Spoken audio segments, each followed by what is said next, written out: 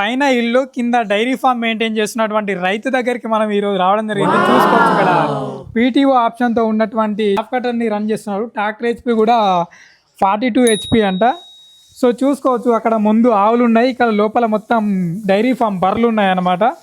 చూడు ఇప్పుడే మొత్తం క్లీన్గా మెయింటైన్ చేస్తున్నారు. మొత్తం వాటర్ కడిగిన వాటర్ అన్ని ఇక్కడ డ్రైనేజీ సిస్టంలో ఇట్లా బయటికి వెళ్ళిపోతున్నాయి. సో రైతు గత 2.5 సంవత్సరాల నుంచి డైరీ ఫామ్ రన్ చేస్తున్నాడంట. స్టార్టింగ్లో మస్తు సమస్యలు ఫేస్ చేశారంట. బర్రెలు కట్టకపోవడము, బయట నుంచి తెచ్చినప్పుడు దూడలు చనిపోవడము, అవి పాలు ఇవ్వకపోవడము, వాటితో పాటు ఈ పొదువాపు సమస్యలు రావడం, ఇలాంటి ఇబ్బంది ఫేస్ చేశాను. ఆ వాటి నుంచి అనుభవాన్ని పెంచుకొని దాదాపు ఇప్పుడు ఒక 27 పశువులు ఉన్నాయని చెప్తున్నారు, బర్రెలు ఆవులు కలిపి. సో ఇక్కడ చూసుకోవచ్చు బఫెలోస్ కూడా ఇప్పుడు ఎండాకాలం కాబట్టి అవి ఎప్పుడు నీళ్ళు తాగితే అప్పుడు ఆటోమేటిక్ వాటర్ బాల్ సిస్టమ్ని ఏర్పాటు చేసుకున్నాడు.